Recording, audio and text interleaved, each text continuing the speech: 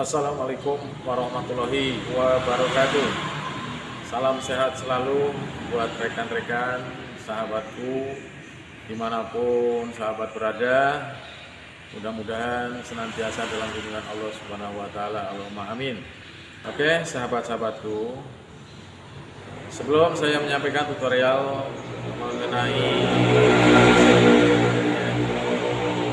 saya ucapkan terima kasih kepada sahabat-sahabat, rekan-rekan semuanya yang telah subscribe, komen juga ya. Dan mudah-mudahan tidak ketinggalan dengan tutorial berikutnya ini. Ya. Nah, kali ini saya akan menyampaikan tentang pemeriksaan tekanan freon ya, pada instalasi AC pada mobil. Ini kebetulan mobil Xenia, dan insya Allah ini untuk komponen-komponen sistem AC ini masih bagus ya.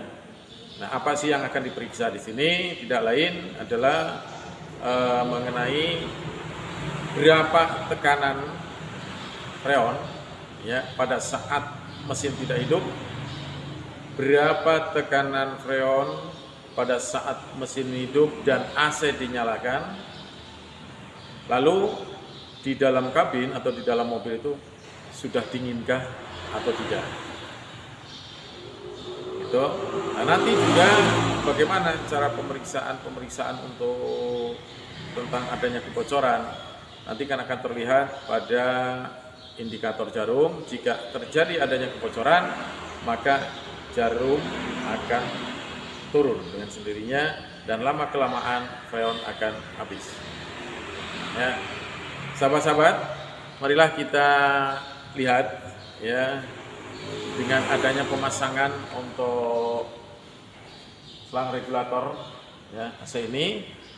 Ya, kita perhatikan dalam pemasangannya ya, karena lain seperti apa yang telah saya sampaikan dalam tutorial kemarin pada saat menggantikan saringan atau dryer dan juga mengisi freonnya ya. Oke, sahabat-sahabatku, sebelum selang dipasang nanti ya, ingat keran ini harus ditutup dulu terlebih dahulu ya. Supaya apa? Manakala selang terpasang itu nantinya tidak akan keluar untuk freon, begitu ya. Nah, ini nanti pemasangannya untuk yang biru itu di sini nantinya. Kemudian untuk pemasangan yang merah ke pipa yang kecil di bagian bawah. Nah, sekarang kita perhatikan ini sudah tersambung semuanya, dan untuk keran ini ditutup semua. Sedangkan untuk yang selang kuning ini tidak saya pasang. Baik, pada saat mesin tidak hidup dan AC tidak dihidupkan, jarum berada di posisi 0, baik yang tekanan rendah maupun yang tekanan tinggi. Ya. Nah, nanti saya akan hidupkan mesin. Nah, setelah mesin dihidupkan, AC dihidupkan, untuk indikator tekanan rendah ini mencapai 35 kurang lebihnya PSI, pound per inch.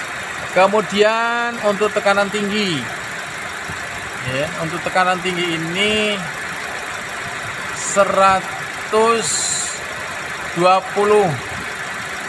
sekitar 120 begitu. Nah, kita tunggu nanti sampai kurang lebih 10 menit apakah itu akan naik mencapai 150 atau tidak.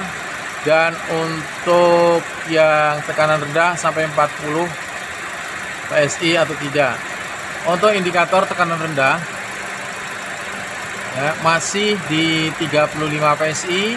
Kemudian untuk tekanan tinggi naik menjadi 125 PSI. Itu ya, ini dalam jangka waktu sekitar 5 menit operasional untuk AC ya. Kita tunggu lagi 5 menit lagi, sehingga kita menunggu total 10 menit.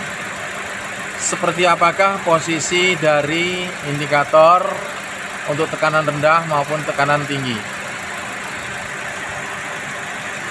Ternyata setelah ditunggu 10 menit ya, untuk indikator tekanan rendah masih tetap 35 PSI, dan untuk indikator tekanan tinggi ini meningkat ya, menjadi 145 PSI ya. Nah, itu tadi terdengar switch untuk AC bila mana di dalam ruang kabin sudah mencapai batas ya suhu yang diinginkan, sehingga switch itu akan bekerja. Dan pada saat AC tidak bekerja, nanti untuk indikator di tekanan tinggi ini akan menurun, bergerak. Nah, untuk itu pada tekanan tinggi ini di bawah 200 aman ya untuk pipa-pipa AC-nya. Oke, udara di dalam kabin ini sudah terasa dingin ya. Karena ini sudah saya polkan, ini di 4 ya, dan ini juga saya polkan semuanya, rasa dingin. Jadi pada saat mengisi freon, jika indikator yang biru ini sudah mencapai 40, kemudian jarum pada indikator yang merah ini mencapai 150, kita cek juga di bagian dalam sudah dingin atau belum. Kalau sudah dingin, kita cukup.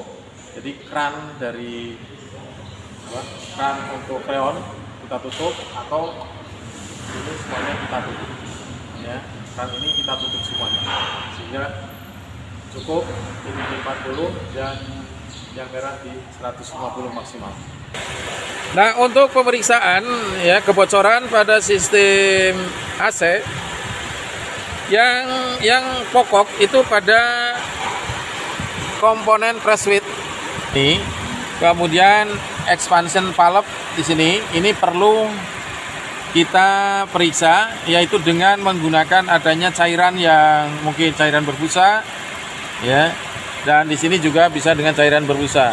Selain itu juga pada sambungan-sambungan yang lain tidak menutup kemungkinan adanya kebocoran ya, yang kecil-kecil seujung pucuk jarum pun itu bisa terjadi kebocoran. Selain kita memeriksa switch press sama valve ekspansi, juga ada sambungan pada yang lain, yaitu pada kondensor. Ya, di sini kondensor itu terlihat, ya, itu kondensor itu, dan di situ ada sambungan-sambungannya. Dan selain itu juga barangkali ada kebocoran pada pipa kapilernya. Ya, kita kalau lihat dari luar itu hanya sirip-sirip sebagai pendingin juga. Ya, dan kita mestinya sudah tahu bahwa fungsinya kondensor itu untuk mendinginkan gas freon dari evaporator, kemudian dihisap oleh kompresor dan ditekankan ke kondensor. Nah, di kondensor itulah gas freon didinginkan sehingga menjadi cair. Cairan freon nantinya ditekan masuk ke valve expansion, dari valve expansion masuk ke evaporator, sehingga dengan adanya blower di dalam itu udara di dalam kabin menjadi dingin. Dan seterusnya dihisap kembali oleh kompresor, masukkan lagi ke kondensor, terus sirkulasi seperti itu. Kita lepas kembali setelah melakukan pengamatan ini ya. Oke. Dan di sini untuk kran yang merah kita lepas, kita kendorkan. Nah, kalau kita kendorkan, lalu kita lepas, diangkat. Jadi dalam pemasangan ya ini ditekan ke belakang, kemudian masukkan. Karena ini jenisnya bukan drat. Ya. Begitu pula yang biru, karena ini bukan drat. Dan berbeda juga ya, yang biru dengan yang merah. Ini jenisnya. Karena ini menggunakan putaran ini, tekanan. Kalau ini langsung menekan, maka ini harus cepat. Nah, seperti itu. Oke, sahabat-sahabatku, terima kasih atas atensinya Anda. Ada kurangnya, saya mohon maaf.